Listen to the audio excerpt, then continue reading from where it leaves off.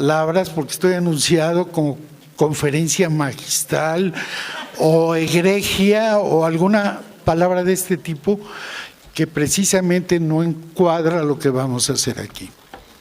Esta es una plática de Luz Emilia conmigo y de yo con ella sobre Ludwig Margules. Y creo que es una plática que tiene que empezar por el mero principio, porque no veo muchas, algunas sí, pero no muchas cabezas como las mías de pelo blanco. Y creo que entonces hay muchos que no vieron sus primeras obras. Entonces quiero platicarles de eso un poco. Queremos platicarles de eso un poco. Pues sí, porque tú conociste a Ludwig Margules en los 60, ¿verdad, Alejandro? Cuando estabas estudiando en la Facultad de Filosofía y Letras y en realidad también en Arquitectura. ¿Y cómo fue que conociste a Ludwig? Pues alrededor de los 60, pero él había llegado antes. Es probable que eso sí, otras personas lo sepan con más claridad. Yo para explicar esto correctamente tengo que referirme a otra persona, a un director que estudió en la Facultad de Filosofía y Letras, que de hecho fue el primer alumno de la facultad que se recibió como director de teatro en la facultad. De esto no hay trazos, no hay vestigios, no se nombra en ningún lado de los libros de los que a esto se dedican, de los que investigan, de los que catalogan, de los que hacen este trabajo de historia. Él se llamaba Eduardo García Maínez. Este joven director, antes de ser director, estudió primaria y secundaria conmigo los 9 años, competíamos por sacar las mejores calificaciones, siempre ganaba él porque tenía muy buena conducta y yo no, pero en aprovechamiento ahí nos íbamos. Después él estudió en la preparatoria en otro lado y nos reunimos en arquitectura y era evidente que no tenía el menor talento para la arquitectura. Hacía planos con óleo sobre papel, cebolla y manila y cosas muy extrañas, muy feas, que él se dio cuenta y se fue a la Facultad de Filosofía. De alguna manera yo lo seguí también, por otras razones, yo sí dibujaba decentemente. Y ahí nos encontramos nuevamente y hacíamos teatro juntos. Habíamos trabajado en el teatro estudiantil preparatoriano. Allí hicimos por lo menos 2 veces el Fausto de Marlowe y otras obras especiales para los estudiantes que eran chamacos, muchachos de prepa y después de las facultades, teatro estudiantil universitario. Cuando conocí a Ludwig se nos unió en la Facultad de Filosofía y Letras. Se recibió, Eduardo García Maínez se recibió, hizo un posgrado en Alemania y regresó a México y regresó a la facultad. Y seguimos, fue la época en que empezamos a trabajar juntos. Ahí me preguntabas qué hacíamos. Esto es bastante insólito, no lo conocen los muchachos que estuvieron aquí porque son muy jóvenes. Ustedes, con Eduardo García Maínez hiciste muchas obras de estas preparatorianas, creo que eran más de 15 obras hiciste con él, y en un momento dado tenían un proyecto, Eduardo, Ludwig y tú, de trabajar en teatro para obreros, salirse de los edificios teatrales e ir a buscar a la gente. e hicieron un proyecto con La Hormiga. ¿En qué consistió? ¿Cómo era Margules? ¿Cuál era también su intención, lo que él deseaba hacer con este teatro para obreros? En esta época estamos hablando de los años 60, si no es que 1960 particularmente. Primero hicimos un cineclub en lo que ahora es el Auditorio Che, y etcétera. Y conseguíamos películas, a veces dobladas, a veces con letreros en español y a veces sin nada. Yo recuerdo, por ejemplo, en una de las proyecciones de Madre Juana de los Ángeles, de este director, ahora no recuerdo, y pues no traía ni letrero ni doblaje. Entonces pusimos a Ludwig, le pedimos por favor que tradujera el polaco al español. Entonces se pasó la película y Ludwig, con un micrófono como este, empezó a decir: es un verbo difícil de traducir. La película ya iba a la mitad y él seguía dando su clase de gramática. Es decir, era un amigo simpático que le hacíamos muchísimas bromas y que daba lugar a todo esto. Respecto al teatro de obreros, los obreros nunca nos quisieron. Hicimos todo lo posible por convencerlos. No querían teatro en La Hormiga, lo que ahora es un centro comercial que está ahí subiendo hacia San Jerónimo, pero no me acuerdo cómo se llama ahora. Bueno, ya todo eso ya no existe, eran tiempos en que había fábricas en Loreto. Por Loreto, sí. Loreto, Sí. Exactamente. Entonces, luego tuvieron un proyecto con los teatros del IMSS, bueno, con el teatro del IMSS, y iban a poner una o dos obras ahí en la salida a Querétaro. Bueno, las dos primeras obras. Ajá. Cuando Eduardo García Maínez regresó de Alemania, él fue el que consiguió ese trabajo en que nos encargaban a un director ya egresado, a Ludwig Margulis y a mí, que debo haber estado cerca también de terminar los estudios de arquitectura, de encargarnos del Teatro Cuauhtémoc del Seguro Social, echarlo a andar, de todo a todo. Entonces nos llevamos los repartos de la universidad, nos los llevamos a la Cuauhtémoc, no nos quisieron los obreros, pero el Seguro Social sí. Y ensayamos dos obras, las dos primeras obras. Nuevamente Fausto de Christopher Marlowe, que ya habíamos hecho en la prepa, y Margules dirigía algo de Lope de Vega, con el mismo reparto. ¿No era La Estrella de Sevilla en esa ocasión? Esa fue después en Tepoztlán. Poco después. Sí. Estábamos ensayando cuando Eduardo se suicida. No sabemos por qué, nunca se supo. Decidió suicidarse.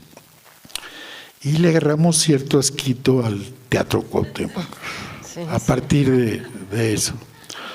Pero Ludwig, empeñoso, heroico, y con la caballería, tenemos que poner la obra que inició Ludwig, que fue el Fausto de Christopher Marlowe. Y la universidad nos abrió las puertas, nos dijo: pónganla aquí, pero no tengo otro espacio que el frontón cerrado de Ciudad Universitaria. Y fue conmigo, de los que trabajó conmigo, fue la segunda apuesta. Quiero decir que la primera, para que no se nos vaya, fue una con teatro universitario que dirigimos de la Facultad de Filosofía, pero se estrenó en el Teatro de Arquitectura una obra de Brecht, el Círculo de Tiza caucasiano, ahora le pusieron la nueva versión, el Círculo de Yeso, para el caso es lo mismo. Y fue el primer encuentro realmente de trabajar directamente con Ludwig, que insistía en hacer un círculo de tiza que fuera brechtiano, pero no brechtológico. Hasta la fecha todavía no sé cuál es la diferencia. Creo que quería quitarle esa carga didáctica, ilustrativa de factores morales, etcétera, etcétera, y dejar más desnuda que la obra hablara por sí. Una prima suya hizo el vestuario, hicimos una escenografía con los elementos mínimos que se iban necesitando en la puesta, y realmente tuvimos tiempo de ensayar un lenguaje nuevo, escénico, caminos de luz por los que se marcaba el recorrido, bajaban cosas del telar, simbólicas. Creo que fue una apuesta muy bonita, la verdad. Era una apuesta muy bonita. ¿Y cómo era la relación en ese momento con él? Porque, bueno, en estas conversaciones me has llegado a decir que ambos estaban descubriendo, era un momento en el que había una enorme colaboración, de pronto casi una codirección, o de plano no tanto. No, él hacía lo suyo, yo hacía lo mío, pero sí había la idea de aprender. Los dos estábamos estudiando teatro. Él estudiaba con Wagner, etcétera. Yo también me metí a las clases de Wagner, de Ruelas, de Solórzano, y además tomaba clases de historia del arte que me servía para mi carrera de arquitecto, etcétera. Estábamos juntos mucho tiempo, y pues así era Ludwig. Llamadas a las 4 de la mañana. Creo que no debías haber puesto la puerta a la izquierda, sino a la derecha. Ludwig, lo hablamos mañana. Sí, ahora voy a tu casa y mañana lo seguimos platicando, claro. Sí. Él tenía esta idea de pensar en todo, mascullar todo, darle vueltas. Cuando lo aprobaba, empezar a desaprobarlo todo, etcétera. Sí.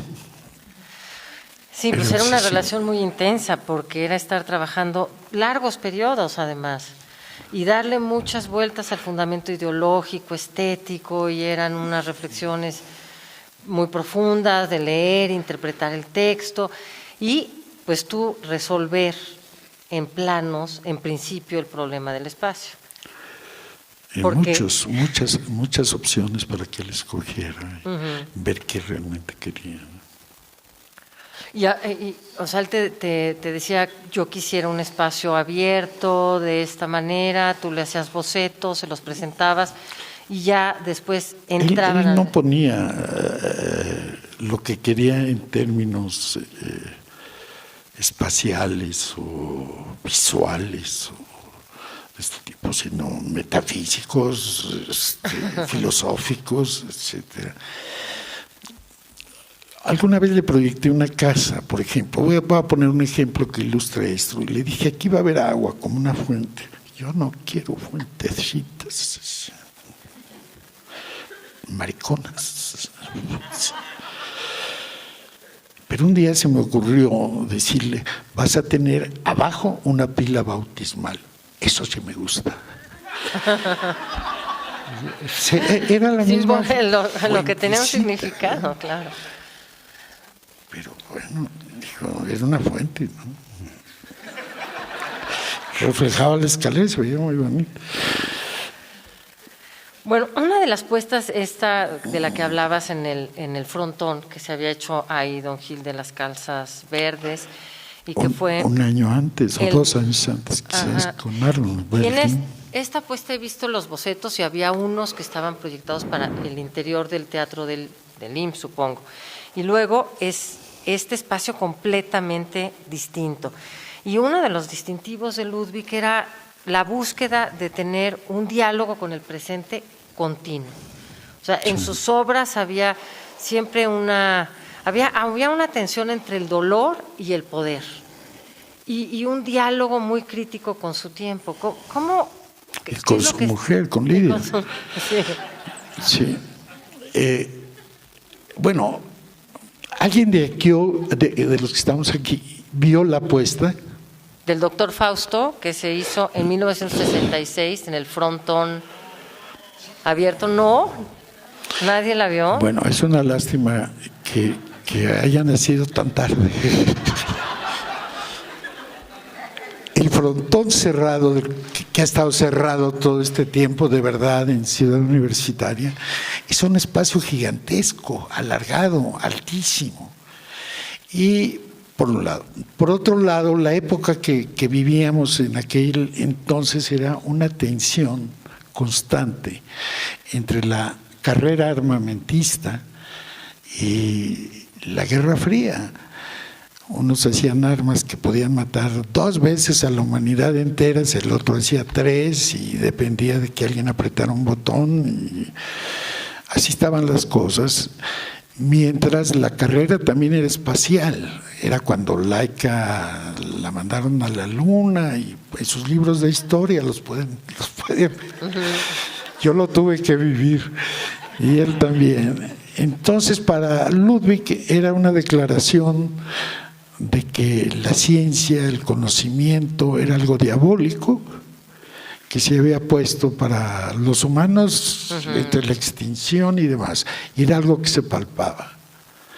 Y eso es a lo que jugó y jugamos en el frontón cerrado, a poner realmente un reflejo torres lanzacohetes que por otro lado daban un gótico precioso, porque los cohetes son góticos, todo el mundo lo sabe, y eran torres muy, muy altas, estoy hablando de 7, 8 metros de altura, con cohetes, y Fausto arrastraba los cohetes como Cristo, y había un cerebro electrónico, cuando los cerebros electrónicos no eran de este tamaño, muéstraselos. De este tamaño no eran. Eran cuartos y cuartos, cuando todo esto empezaba, y esa fue la obra segunda que hice segunda, sí, ¿no? Y hay fotos allá afuera de esta obra, son impresionantes las fotos. No hay fotos, sí, están ahí, son fantásticas. Luego, otra de las... Se fueron sumando otros colaboradores a ustedes como Vladi y Marcos Curtix en un momento dado.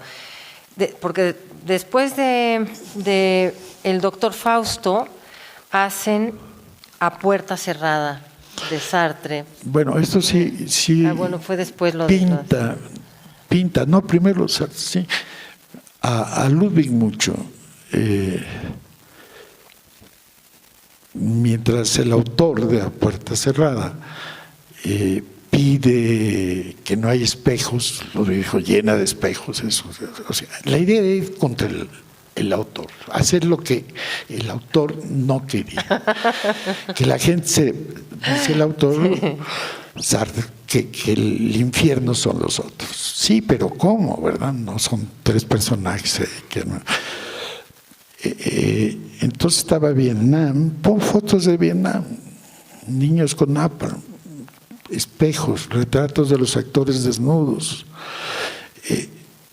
una violencia tremenda, y bajo esas premisas que a él le interesaban, hice la escenografía y él hizo la puesta. Iba en contra del autor. Lo mismo pasó con la siguiente. Severa. Sí, porque me decías, Severa A Puerta Vigilancia. Cerrada la quiso hacer como Genet. Y luego Severa Vigilancia la quiso hacer De como Genet Sartre. la hizo como Grotowski. Sí, como Grotowski, exacto. Sí, sí, está encantado con eso del teatro ritual. Y a mí me pidió pues algo sencillo, una cárcel catedral. Una cárcel, sí.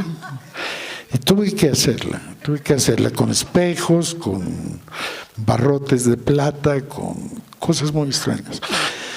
Que duplicaban el espacio del teatro, lo hacían infinito a base de espejos. Y bueno, entonces había censura, ahora no la hay, no tan directamente.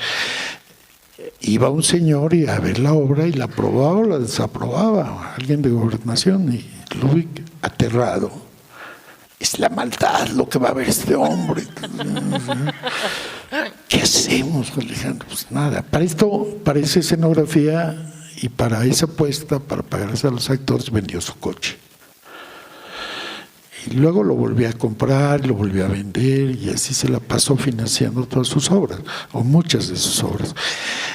En este caso fue terrible, porque llegó el señor de gobernación y qué bonito, ¿sabes? Sí, empezó la obra y se quedó dormido.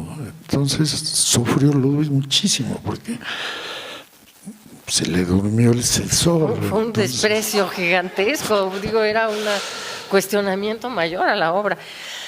Antes de esta obra también hubo un incidente muy importante en tu relación con Ludwig, que fue la tragedia española de Thomas Kidd, que Héctor Azar te pidió que hicieras pues la adaptación del CUT, de lo que era el ECO, un teatro en el patio. Y tú hiciste la adaptación y la iba a estrenar Ludwig con la tragedia española de Thomas Kidd. Sí, el primer CUT, no sé cómo llegó, antes había sido el ECO, obra de Matías Geritz, cómo llegó a Azar para que fuera el CUT, pero fue el que estaba ahí por el Monumento a la Madre. Y yo hice una escenografía porque la tragedia española es de Thomas Kidd, que es un autor isabelino, pues tendía a recordar el teatro isabelino. Y Ludwig dirigía, yo no estaba en México, y a Azar le pareció espantoso, le pareció vulgar, era la palabra, ¿no? Que hiciera las batallas en judo o karate, ¿no? Y no lo dejó estrenar por eso. El CUT lo estrenó Héctor Azar con una obra suya después. Y el teatro, en cambio, le gustó cómo quedó y lo llamó Teatro Isabelino. Duró mucho tiempo hasta que entró Cleta y todo este lío, y hasta ahora se ha restaurado como era el cabaret del ECO de Geritz. Y luego llevó Azar ese formato del teatro isabelino al Cadac, que es lo que me contabas. Bueno, pero en esa época viene Grotowski a México y tú tienes un encuentro con Ludwig y Grotowski. ¿Cómo fue ese encuentro entre Ludwig y Grotowski? Fue cuando trajo El Príncipe Constante, precisamente al Foro Isabelino. Al Foro Isabelino. Y Ludwig lo invitó a cenar, no se imaginan ustedes dónde, arriba de la Torre Latinoamericana, para que viera toda la ciudad. A Grotowski. Pero cuéntanos cómo iba vestido Grotowski a esa. Era su etapa de negro, con corbata negra, camisa blanca, seriosísimo, ¿sí? Después ya se puso jeans, se dejó el pelo largo, ¿sí? Estaba muy enfermo, creo que después se alivió milagrosamente. Grotowski. Y no, bueno, lo poco que me tradujeron, los intereses de Grotowski andaban por cualquier lado, menos por el teatro, ¿eh? Traía estas inquietudes espirituales y le interesaban otras cosas. El teatro era un vehículo, claro, un camino, ¿no? Que quiso ir a Cuernavaca y ver a Gurdjieff y que no sé qué, con Iván Illich también se había interesado. Bueno, entonces, en todo este tiempo, digamos, en estas puestas en escena, ¿cuál crees que podrían haber sido puntos de conflicto con Ludwig a la hora de tomar decisiones? ¿Cuáles puntos de convergencia?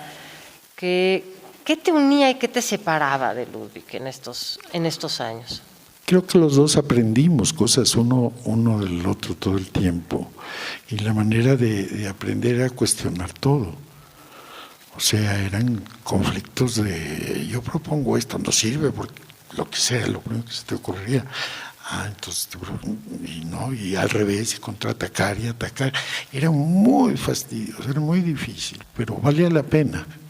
O sea, eso que pasaba con los actores y con sus otros colaboradores, que te llevaba al límite. Ludwig era alguien que tenía una voluntad de llegar al límite, al fondo de las cosas, como de pronto una voluntad de construir para reconstruir. Pero con un gran respeto de por medio, que no sé si se los tengan los actores, francamente. Ludwig era un material altamente inflamable y no podía ser muy frágil y estar cerca, porque sí era un hombre muy fuerte y muy cuestionador. Bueno, luego venimos a una puesta en escena cuyo recuerdo me has compartido y que me gusta mucho. Bueno, estamos en la fiesta de cumpleaños, que fue muy interesante el planteamiento, quizá hay afuera también las imágenes. Todo este viaje por Pinter.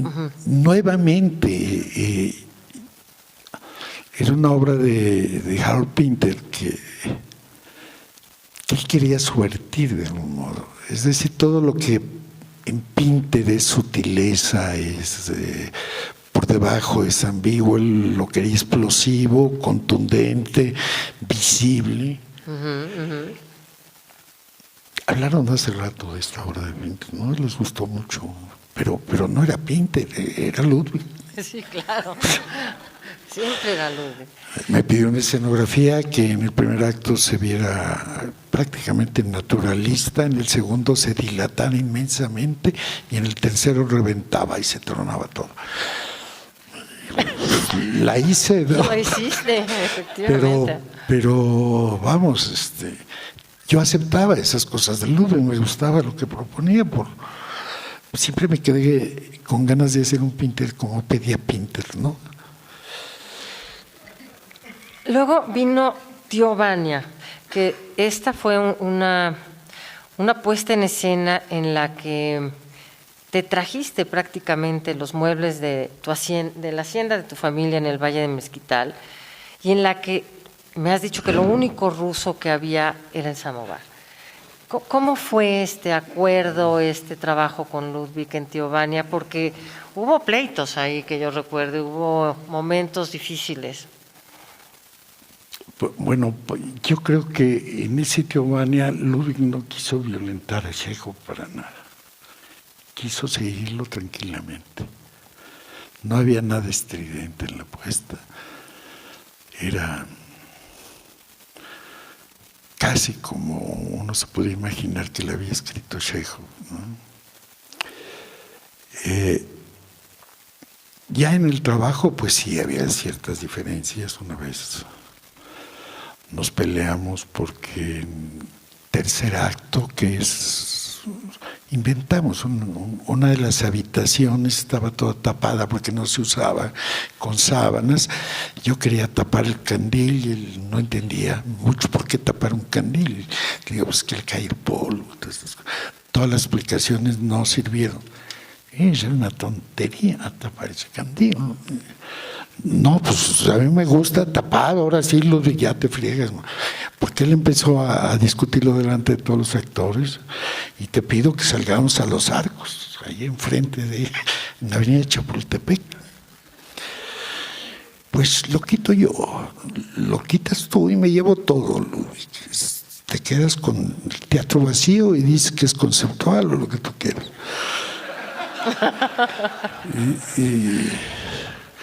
¿Cómo hacemos? Nosotros vamos a agarrar a golpes, ¿verdad? Pues no, Ludwig, echamos un volado. Se lo gané, pero lo quitó de todos modos. Efectivamente, en las fotos ahí está, sin cubrir. Una de las puestas en escena más... Bueno, la primera puesta en escena que yo vi de Ludwig fue de La vida de las marionetas. Creo que es una de las mejores puestas en escena que he visto. Y ese fue un proceso largo, difícil, tomó mucho tiempo.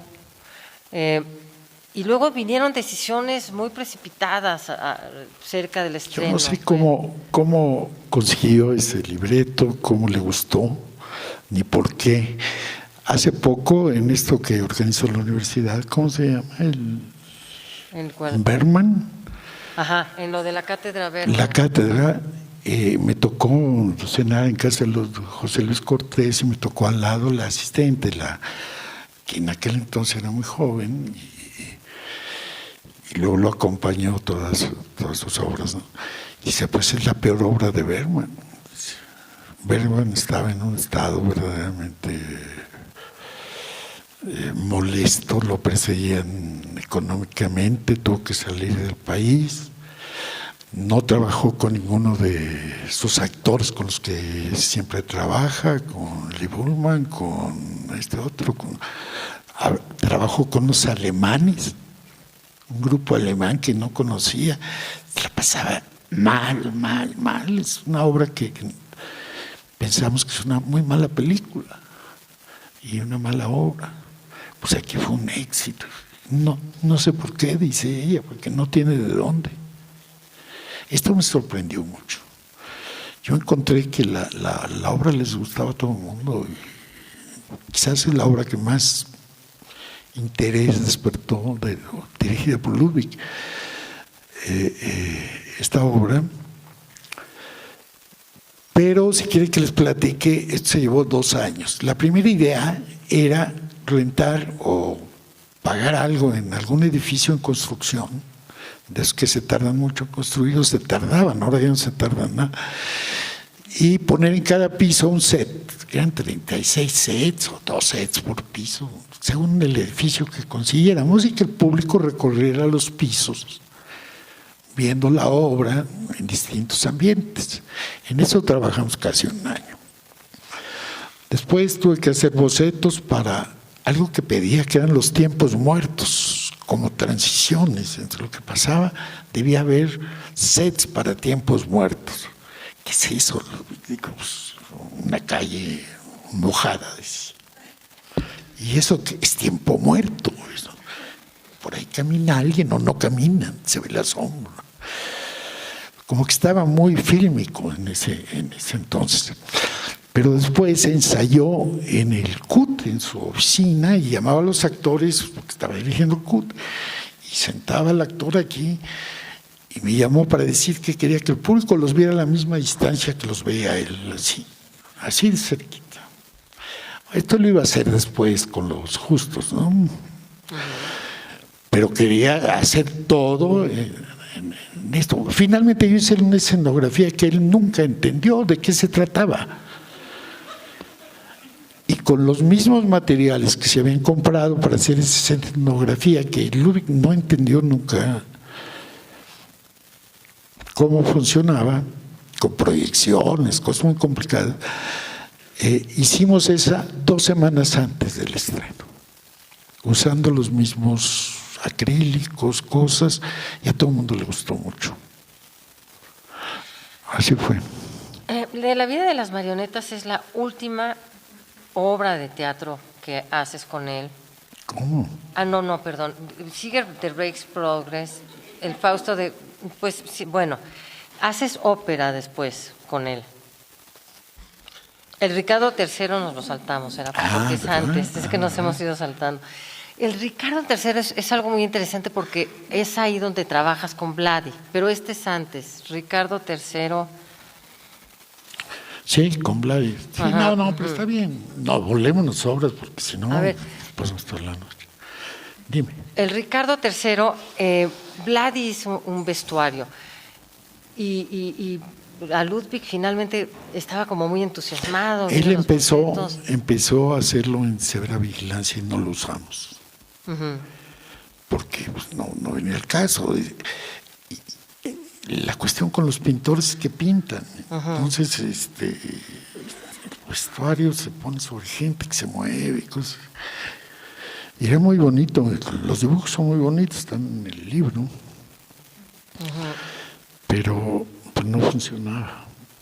No le funcionaron. Luego, no los usó. De La vida de las marionetas sigue Lulú de Wedekind. Y sí fue una obra que no funcionó. Yo pienso que no funcionó ni la dirección, ni la actuación, ni la escenografía, ni nada. ¿Y por qué? No sé. ¿Cómo fue tu trabajo con él en esa obra? Esa sí la vieron ya, ¿no? Era malísima, ¿no? A ver, de las obras con las que trabajaste con Ludwig, ¿cuál es la que más te gustó? A mí me gustó trabajar con Ludwig en todo. Siempre. Bueno, saliera aún con Wedekind. o no saliera, aún con Wedekind. Sin embargo, respeto mucho la primera, el Círculo de Tiza. Aprendimos los dos muchísimo haciendo esa obra juntos. Y nos quisimos mucho a partir de eso. Él hablaba muy bien de mí y yo hasta ahora me atrevo a hablar un poquito mal de él. No es hablar mal, es decir, cómo traducía. También tradujo en las Olimpiadas, consiguió una chamba en las Olimpiadas. Lo que pasa es que a la mitad de la carrera decía, ¿y para qué corren estos idiotas? ¿Cuál es el sentido de correr? Lo corrieron, ¿no? Pues sí. Eso no es hablar mal de Ludwig, es describirlo. Luego, ahora sí, después de Lulú viene un periodo... ¿Por qué no hablamos de ópera? De ópera, pues es lo que viene después, sí. Ya, la ópera. Éntrale a la ópera. A ver, la primera que hiciste fue The Rake's Progress, ¿no? No, Fausto. Fausto, sí, en 80. Es que aquí está, sí. Están muy cerca, las hiciste muy cerca. Sí, una Fausto, de otra. En el libro están mal ordenados. Y Fausto, pues ya lo conocíamos, ya habíamos hecho Fausto de Marlowe, yo había leído el Fausto de Goethe, etcétera. Nacho Toscano, que dirige entonces ópera, me habló y me dijo, oye Alejandro, tengo muy poco dinero y quiero invitar a Ludwig. ¿Qué hacemos? Fausto, siempre el comodín Fausto sale.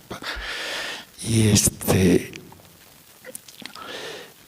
pero yo había cometido en una puesta de ópera, la primera que había hecho, la primera ópera que hicimos, todos los errores del mundo. Todos, pero todos, de verdad, y aprendí muchísimo. Y es la única manera de aprenderla, más que uno no debe aprender en Bellas Artes. Ese es el problema. Y Fiona Alexander, que diseñó el vestuario, había puesto pelucas naranjas al coro y toneletes que combinaban con el color de la peluca, cosas bellísimas. En los dibujos se veía bellísimo. Pero el día que se lo probó el coro, aquello era la Pasión de Iztapalapa. El coro rechonchito, ¿verdad? Que venía a ponerse con bigote negro y peluca naranja.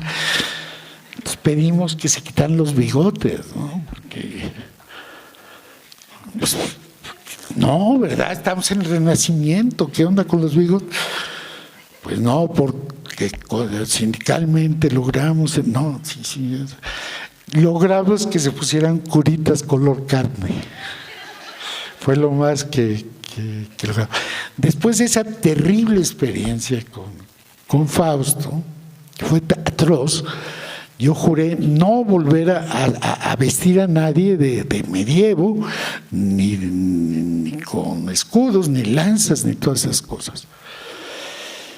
Y Nacho me dice, entonces, ¿qué hacemos? Pues la ponemos en la época del compositor, porque ni modo que bailen vals con escudos y lanzas, como había hecho yo en mi primera ópera, ¿verdad? Qué horror.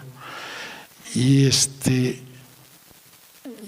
dice, bueno, y Ludwig aceptará un pago poquito. Pues, yo creo que sí, digo, no hay dinero, nunca hay dinero. Pero bueno, llamaron a Ludwig, ¿cuánto nos vas a cobrar, Ludwig? Algo así como $1,000,000, que una fortuna, o nada. Ay, gracias, Ludwig. Nada. Le aceptaron su propuesta de nada. Pero no se hizo con vestuario de la época del compositor, sino empezó por los romanos, creo, y acabó con los 30, una cosa así de a través del tiempo. Fausto a través del tiempo. Y había escenas pues que había que hacerlas divertidas, ¿no? Porque no había otro remedio, ¿no? Entonces, comedia y de repente sí había cosas. Muy interesante, la primera ópera que hice con Ludwig, pero no sé por qué Juan Ibáñez los llamaba operópatas, gente que estaba encariñada con el jardín encantado de Margarita. Yo leía el texto, pero ¿por qué un jardín encantado? Pues la seducen por pobreza, es pobre, le regalan trajes, joyas. ¿Por qué? Y la puse en un cuarto patio de Berlín, así, tristísimo, con una Margarita. Y eso no les gustó. Me estaban esperando a la salida para pegarme, en serio. Y Ludwig me arrastraba a dar las gracias.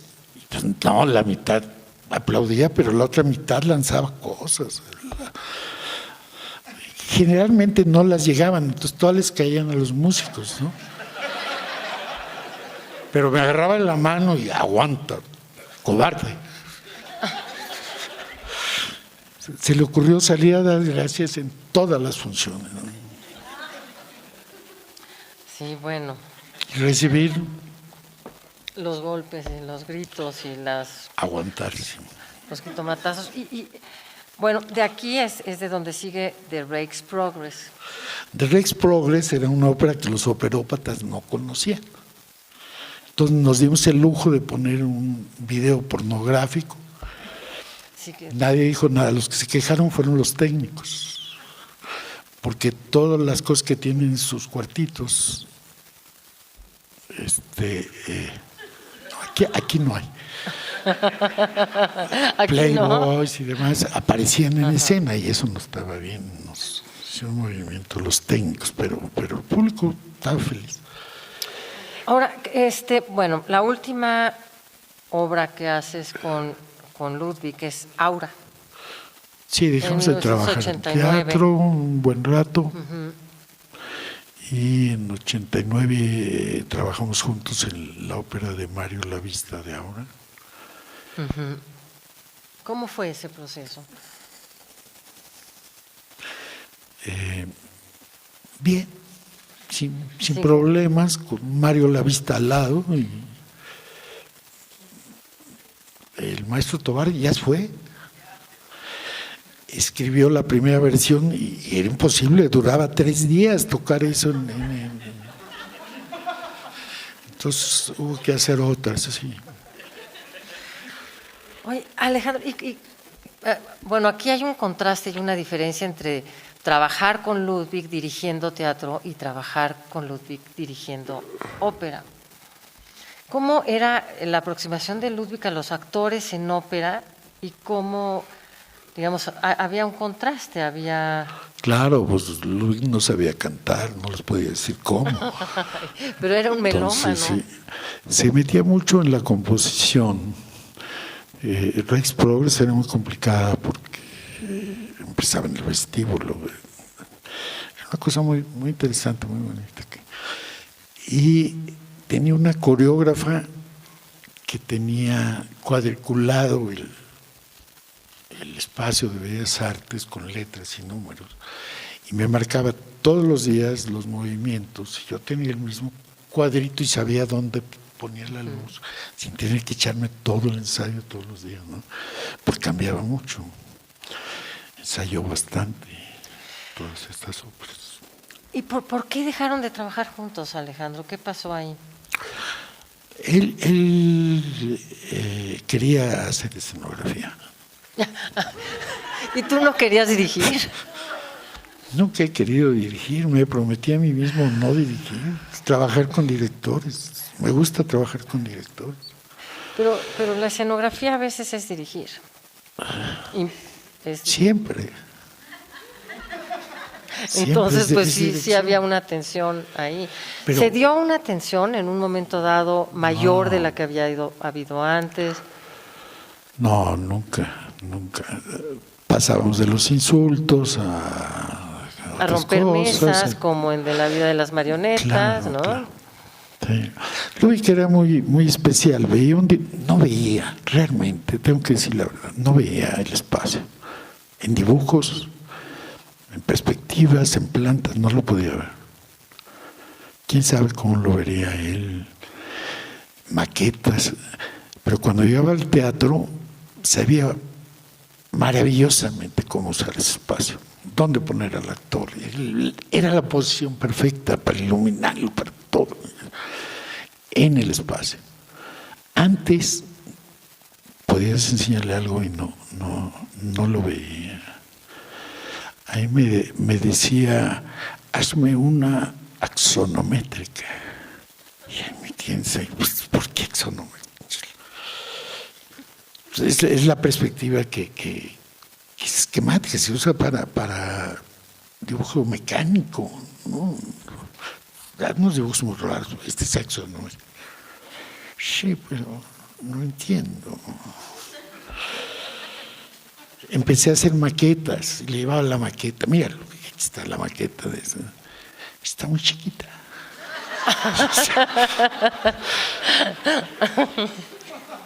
Era imposible. Pero llegaba al espacio y lo manejaba divinamente. Y en relación con otros directores con los que trabajaste, esa relación con el espacio de Ludwig, ¿veías un contraste, una intuición distinta, una capacidad de resignificación poética a través del espacio y del tiempo? Porque, pues, Ludwig tenía Buscaba mucha eso. conciencia de esto. Buscaba eso desesperadamente. Uh-huh. Sí. Pero nos llevábamos muy bien. Nos queríamos mucho. Nos soportábamos. Y esa era la manera de trabajar juntos. Jalones a veces de la manita, de todo. Y al ver las obras posteriores a de Ludwig, en las que tú no hiciste la escenografía, por ejemplo, ¿qué pensaste de Los Justos? Bueno, Los Justos llevó a cabo, pero en otra obra, lo que en un momento quiso hacer en La vida de las marionetas, que era el actor Ahí me tocó un solo actor, no veía a los otros porque me puso en primera fila en el centro y vi a un actor solamente, ¿no? Pero estaba genial, absolutamente genial. Me gustó mucho Los Justos, a mí sí me gustó. Tomar, creo que no. Sí, a mí también me gustó muchísimo Los Justos, me pareció fascinante. Yo creo que Mónica Raya le resolvió muchos problemas que siempre quiso llevar al extremo. Una es que no hubiera sombras. Voy a platicar una cosa un poquito fuerte. Una vez Xochitl Medina, digo el nombre, estaba llorando en las escaleras del teatro porque estaba iluminándole a Margot. Le dije, ¿por qué lloras? Pues esto es bonito, es para divertirse. Es que Ludwig no quiere sombras, ya le quité todas las sombras, pues los actores producen sombras abajo.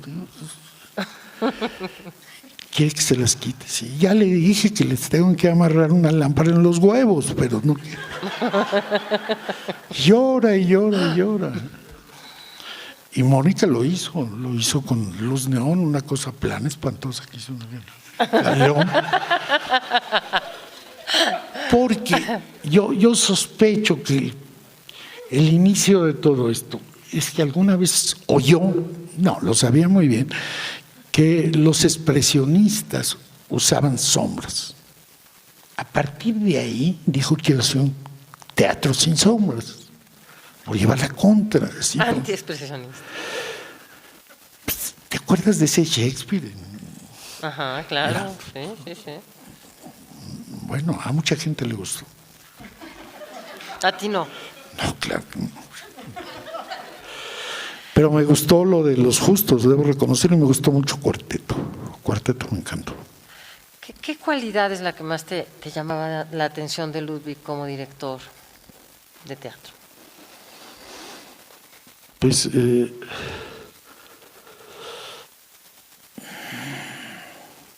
su capacidad de llevar al extremo las cosas, a manera de prueba, ¿no?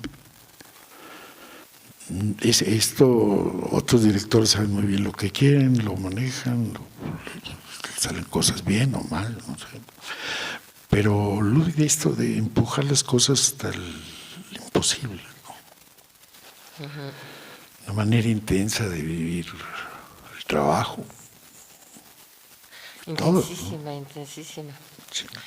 Bueno, pues creo que el público puede ser que tenga muchas preguntas y este sería el momento de preguntarle a Alejandro. Sí, sí, por favor. Pues Que nos haga abrimos preguntas. al público que quiera preguntar algo, a menos de que quieras decir algo antes, Alejandro. No. A ver, ¿nadie tiene una pregunta? ¿Y por qué con ¿Qué nosotros sí? pasa? Todos preguntaban. ¿Qué ya les respondimos todo? Me parece muy difícil haber respondido todo, ¿no? Están cansados. Sí, están cansados. Pues bueno, sí.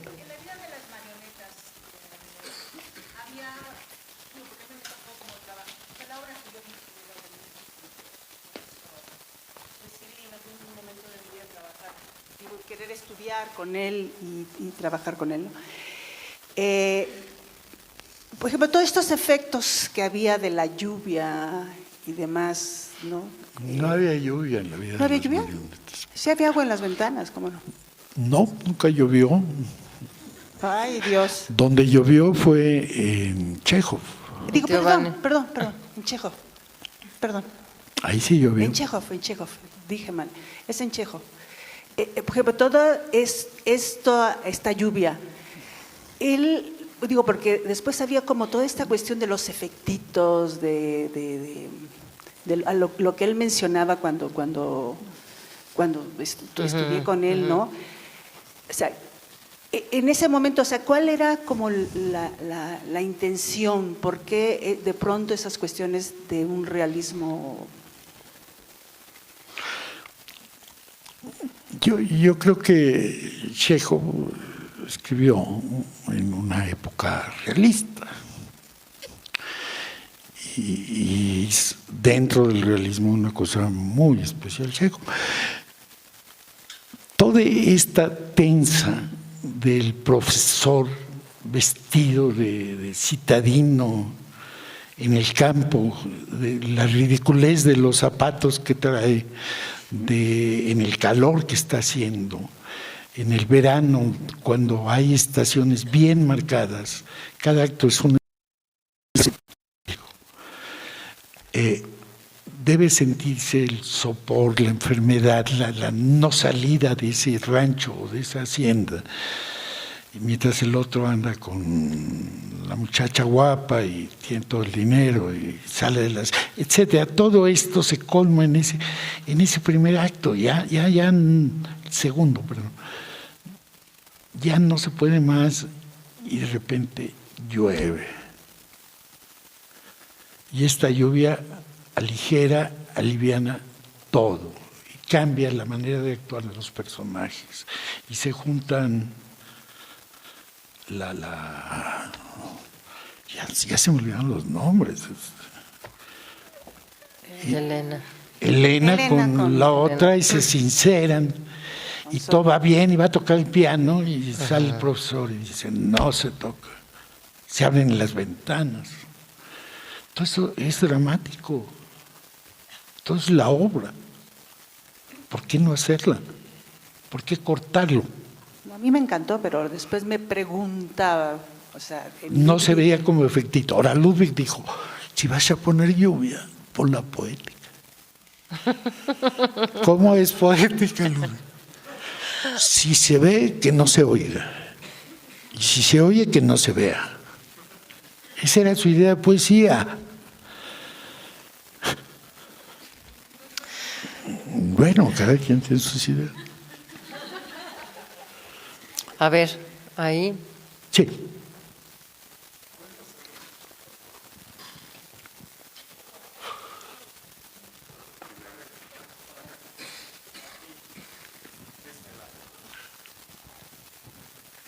Sí, Maestro, yo tengo una pregunta. Cuando eran jóvenes, ¿tenían algún filósofo o qué lecturas o qué era lo que leían? ¿Qué era lo que de pronto los hacía pensar en lo que querían hacer con respecto al teatro? ¿Cómo lo pensaban? ¿O solo era teatro lo que tenían en mente? Cuando era jóvenes éramos más prácticos que ahora. Los actores eran estudiantes de las diferentes carreras, de ingeniería, de arquitectura, de medicina, etcétera. No necesariamente eran malos actores. Y escogíamos para montar obras expresionistas, en especial alemanas, o el Mono Velludo, o estas obras expresionistas de este continente, porque había muchos tipos y había uno o dos caracteres que eran los buenos actores que encontrábamos.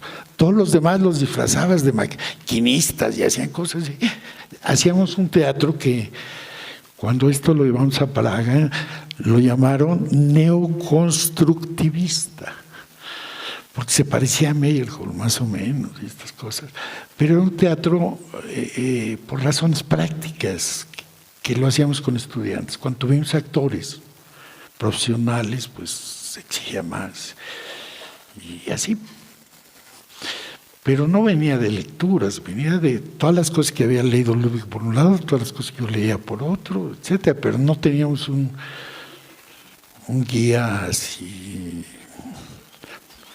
masón o nada.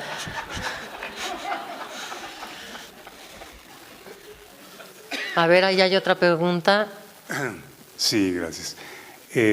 Recuerdo que cuando se presentó Cuarteto ahí en la colonia Roma, el maestro Margules puso una iluminación a propósito de la iluminación, y eran simples tubos de neón, y estaba él maravillado por su descubrimiento. Entonces me gustaría saber qué fue, por qué no utilizó otro tipo de iluminación como la que procedía, digamos, en otro montaje, no lo sé. Pues Gracias. quién sabe, hay que preguntarle a Mónica Roya. Yo de verdad, creo que de repente había ideas que no correspondían a la práctica. Esto de las sombras, de que hay un teatro sin sombras, porque alguna vez oyó que el expresionismo se basaba en las sombras. Con cualquier película ves las sombras que se alargan y demás. Y él no quería ser expresionista de esa época, no quería otro expresionismo. Y entonces se negaba, pero radicalmente, a nada de sombras. Entonces, yo lamento no haberle dado justo mucho, pero él lo logró cuando trabajó con Mónica. Esto del teatro sin sombras. El neón, por ser lineal en vez de un foco, produce menos sombras. Un cacho borra la otra, ¿no? Pero sí hace sombrita, difusa pero sombrita. Sí, bueno, maestro Luna, bueno, es un comentario, una inquietud. Pero que levante la mano, porque déjame cambiar de lado. Sí. Qué linda. No, aquí te agarro con los otros. Isabel, tu amiga. Sí, no, ya. Una pregunta de las... A mí tu obra, bueno, me maravilla, me parece una dramaturgia narrativa. Cada espacio que haces es para mí una escritura dramática, ¿no? Y te admiro mucho. Bueno, dicho esto, entiendo que pudo haber sido difícil esto que tú comentas de llegar con tus dibujos, con tus planteamientos dibujados, etcétera, y que Ludwig, hasta que no se viera la dimensión teatral,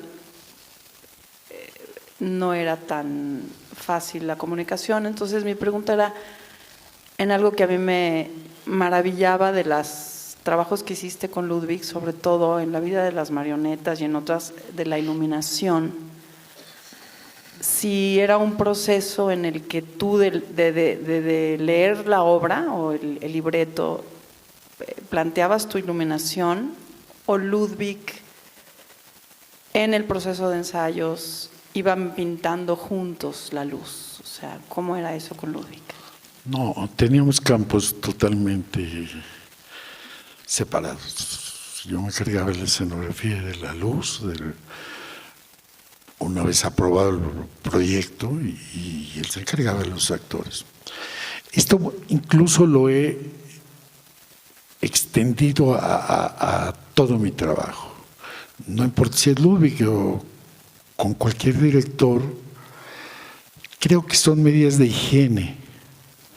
Cualquier cosa que un actor quiera decirme, se la tiene que decirme a través del director. A cambio, pido que cualquier cosa que quiera decir un técnico sea a través mío. Porque son retramposos. No, que Alejandro me dijo, que no sé qué, que se van con el director. No, pues es que el director dice, total, hacen lo que se le pega la gana. En cambio, así hay condiciones de trabajo, de no dispersarse mucho en conflicto de autoridades, digamos. No, y es el día del estreno, se acaba el pacto y ellos ya pueden decir lo que quieran, ya estrenó. En La vida de las marionetas incluso me maravilló muchísimo cómo el sonido que emanaba de sus cajas, que si bien en el edificio no los pudieron hacer, como dices, el sonido parecía que lo estaba sintiendo el espectador, hablando de la relación con el público de ese espacio, ¿no? La música que usaron y la canción de esa caja donde se supone que uno lo ve desde lejos, a mí como público me impactó tanto que me cambió la vida como actriz, ¿no? Realmente ver cómo un espacio acústico, sonoro, escenográfico puede cautivar a tal grado. Entonces mi pregunta es, ¿cómo resolvieron tú y Ludwig esa caja, esa música en ese espacio sonoro en La vida de las marionetas? En 15 días, los 15 días que platiqué cuando hablamos de esa obra, tuvimos que cambiar todo porque no funcionaba lo que yo había propuesto. Ludwig realmente no entendía para qué o cómo funciona. Hacemos otra y va. Y lo hicimos en 15 días. Es la escenografía más rápida del oeste. Sí, pues fue genial. Salió bonito. Pues han sido jornadas muy intensas, ¿verdad? A ver, aquí hay otra pregunta por ahí.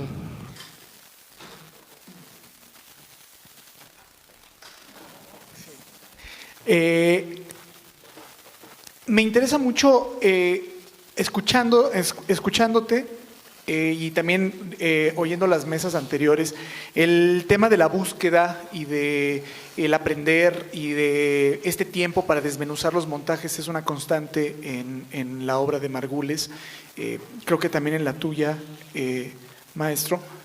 El teatro actualmente es muy distinto en muchos sentidos, sobre todo en cuanto a condiciones para poderlo generar.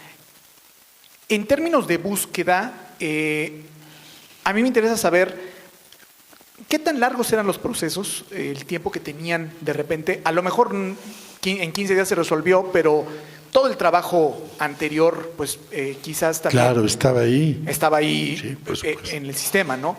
Y esa sería una inquietud pregunta. Y la otra, ¿cómo cabe, sobre todo para los que tuvimos a muchos maestros que vienen directamente de Margules, vienen directamente de estos procesos, de este teatro, con un rigor que de repente es muy complicado actualmente mantener en términos de los tiempos de estreno, del tiempo que dura una temporada de 10, de 8 funciones, ¿no? de todo el contexto que pues está cambiando. Estamos en un momento donde el teatro también tiene que encontrar la manera de mantenerse en este rigor y en esta búsqueda, en mi opinión. No, pues te está preguntando a ti. Sí. A los dos también puedes opinar tú, Luis Emilio. Bueno, pues sí. Como esta es mía, pero bueno, va. No, pero no es que hubiera tanto tiempo más que ahora. Por lo menos en la universidad, que era donde más trabajábamos, el tiempo es el anual, es decir, se hace la programación anual de lo que se va a presentar en el año, y la tiene que firmar y aprobar alguien, y jerarquizar los ensayos porque no hay dónde, o porque los actores son los mismos, o por lo que sea. Es decir, no hay 2 años para preparar una obra, no existe eso, en ningún lado. En este país no hay previsión. En otros lugares tú puedes decir, dentro de 5 años voy a hacer una ópera en tal parte, porque está ocupado todo el tiempo, o por lo que sea, ¿no? Aquí no, se te atraviesa un cambio de sexenio, o la bancarrota total, no hay modo de planear. Tiene que ser en corto tiempo. Pero ese es uno de los factores, punto. Y por ejemplo, en cuanto al proceso de que se les ocurría una obra juntos, de ahí a que se programara más o menos, pues, ¿puedes hablar algo de ello? Sí, claro. En eso sí éramos democráticos, es decir, él quería poner una obra, la que a él le gustaba, y yo quería poner la que a mí me gustaba. Y algunas veces las resolvimos, bueno, vamos a hacer las dos, pero primero la mía. No, pues ese era otro volado también que había que echar y discutirlo mucho y demás. Al principio, por cómo se dieron las cosas, las primeras obras me consultaba de 2 obras cuál me gustaría hacer, por ejemplo, o cosas por el estilo. Sus dudas me las echaba a mí y lo que yo dijera él iba a hacer lo contrario. Cosas por el estilo, básicas, ¿no? Ok, muchas gracias. A ver.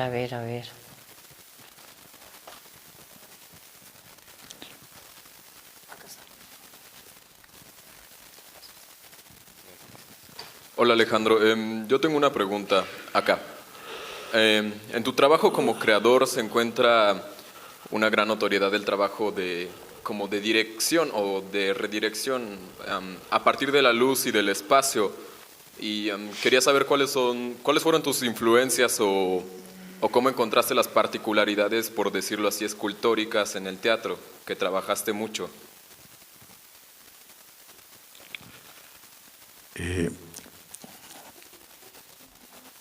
Yo creo que no entiendo bien la pregunta. No, pero déjame tratar de organizarme. Yo a lo mejor estoy cansado.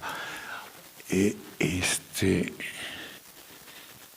quieres saber? Yo con mucho gusto te lo digo, pero me preguntaste como 3 o 4 cosas, ¿no?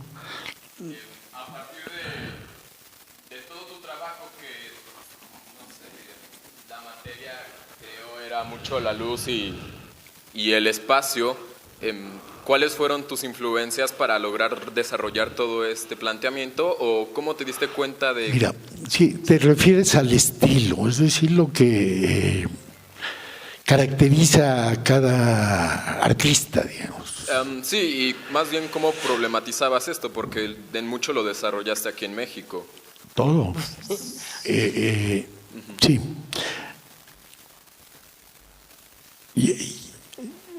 Tengo que platicar de cómo era en mi época. En mi época, el escenógrafo, había, yo digo 2 tipos de escenógrafo. Un escenógrafo de oficio, que ha aprendido el oficio y lo hace muy bien, o regular o mal. Y menciono los 3 principales que había en mi época, que eran Julio Prieto, Antonio López Mancera y David Antón. Había 3 escenógrafos en mi época que se bastaban para hacer todo el teatro de la ciudad. Por otro lado, en la universidad aparece un movimiento de pintores que se acercan al teatro. Pintores, todos los pintores, Leonora Carrington, Arnold Belkin, todos los pintores, Vladi, Lilia Carrillo Felgueres, todos se metieron al teatro 1 o 2 veces, no aguantaron más. En serio, hicieron cosas brillantes, desenfadadas, renovaron el teatro. Era muy interesante lo que hacían los pintores. Yo no soy pintor, nunca he pintado nada, pero absolutamente nada, no sé pintar. Entonces yo no podía estar del lado de los pintores, por un lado. Por otro lado, estudiaba arquitectura dentro de una escuela de arquitectura honesta, así el purismo, el organicismo igual. Había que enseñar los tubos por donde baja el drenaje, la estructura. Vamos, para mí también me parecía repugnante pintar una tela ladrillos rojos. Digo, eso, pues no, digo, no lo voy a hacer nunca. Entonces no tenía para dónde ir. Ni era pintor de las escuelas que había, ni era escenógrafo de oficio. Estudié en la escuela, estudié con López Macera, vi todo el teatro de Julio Prieto en el Seguro Social de la época. Y pues me influyó para hacer las primeras cosas, pero en la prepa, sí. No iba por ahí. Yo sí creo que la primera vez que encontré que las cosas tenían que ser, ¿qué dijiste? Narrativas, que tenían que ser dramáticas, escultóricas, dijiste, ¿no? Pero no sé qué quisiste decir con eso. Que tenía que ser todo eso, fue en la primera apuesta con Ludwig Margules.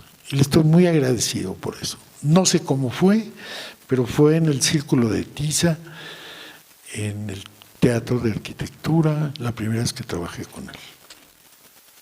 Antes había hecho muchas escenografías otras, pero con él aprendí que tenía un camino y que tenía que encontrarlo, que me tenía que servir a mí primero, porque no me iba a poner a pintar ni a pintar ladrillos. En fin, iba a usar luz, iba a usar, no sé, otras cosas. Así fue. Gracias.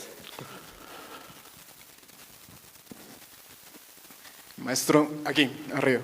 Te veo. Ok. Bueno, hace tiempo tuve la oportunidad de tener una conversación con el maestro Arturo Nava. Él había trabajado como iluminador. Arturo Nava. Arturo Nava, como iluminador en una de las obras del maestro Margules. Y le pregunté, bueno, y vi su currículum y le pregunté de todos los grandes directores de su tiempo con los que había trabajado, quién le parecía el mejor director. Y él me dijo que Margules, precisamente, que para él era el único que consideraba director en todo el sentido de la palabra. Él sabía exactamente lo que quería lograr y cuál era el objetivo final al que quería llegar.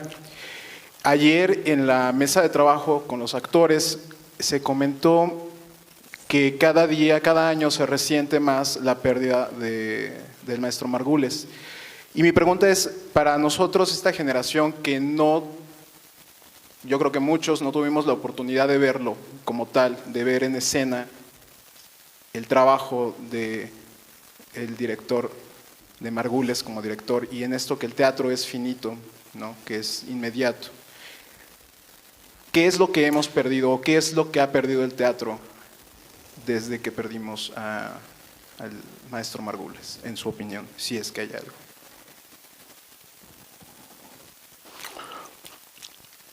Bueno, yo creo que el teatro no sé si afortunado o desafortunadamente, no es eterno, se transforma y vive en cada generación de una manera diferente. ¿Qué se ha perdido? Mucho. ¿Qué se ha ganado? También mucho. Todos sus alumnos, o sea, todos están trabajando en teatro, todos sus actores, etc. Contestando eso, pero por encima de eso quisiera platicarte algo de, ¿cómo se llama?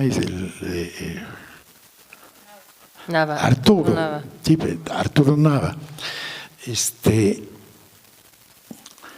Una vez se me acercó Arturo, que es excelente maestro de dibujo, excelente maestro de dibujo, es gran maestro, pero de veras.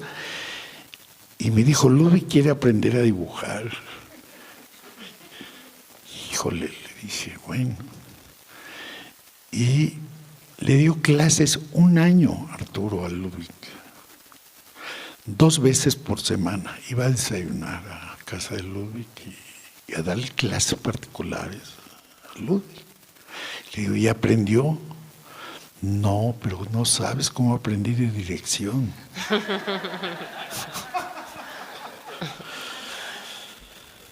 Gracias.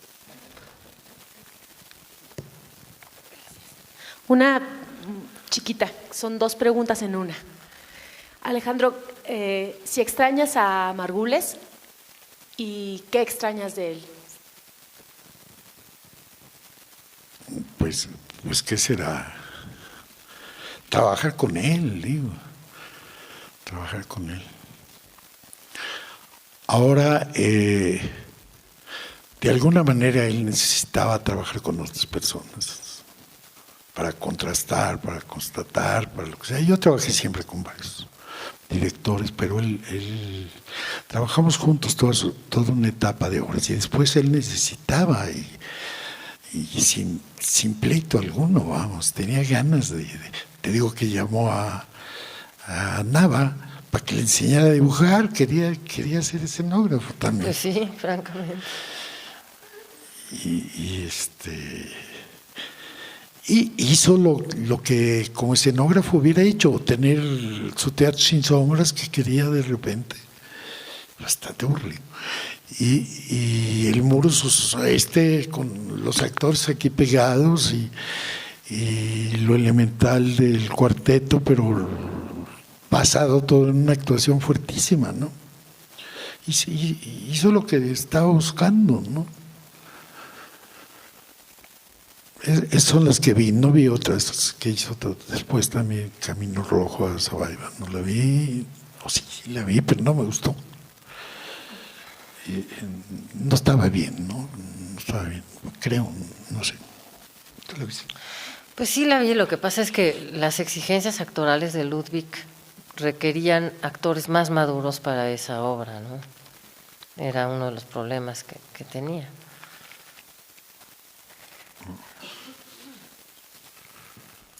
Pero bueno, así es esto. Ahí se... ¿Alguien más quiere preguntar algo? Pues ha sido un homenaje muy entrañable realmente, y lo que podemos ver, que no estuve en todas las mesas, pero en las que he estado, es que Ludwig tenía una gran capacidad transformadora y tenía una mirada muy original a la vida y a la escena, y tenía una característica que me pareció siempre entrañable. Creo que todos los que estuvimos, o muchos de los que estuvimos cerca de él, además de los que colaboraron, yo tenía un diálogo como observadora de su trabajo, era su enorme curiosidad y su gran disposición a mirar a los otros. Y una curiosidad de penetrar en los misterios humanos de la gente que le rodeaba, alguien que vivió el fondo del dolor como pocas personas, porque no solamente era haber estado en la guerra, sino el perfil de personalidad que tenía Ludwig. Y me siento muy agradecida con Lidia por haberme invitado a participar en este homenaje. Lo extrañamos mucho, yo lo extraño mucho. Además de ser un gran director de teatro, pues era un gran compañero de comidas y un cocinero también. Y bueno, pues creo que no hay mucho más que decir. Supongo que pasaremos a clausurar estos intensísimos y maratónicos y muy importantes 2 días para recordar, revalorar y reconocer el trabajo que, pues todo el legado que nos ha dejado Ludwig. Transformó actores, los formó, los transformó, la escena y a los espectadores. Además tenía una voluntad crítica tremenda, porque a él le gustaba que la crítica fuera severa. Se decepcionaba si no había alguna objeción por ahí, algún comentario que pudiera ser algún acicate inquietante. Bueno, pues Lidia, ¿dónde está Lidia? Ana, bueno, ya mi cansancio es Lidia. Ya. Muchas gracias. Y con esto cerramos estas 2 sesiones maravillosas y exhaustivas con respecto a Ludwig Margules. Muchas gracias por acompañarnos. Un aplauso a Ludwig y a todos sus colaboradores. No, tú no.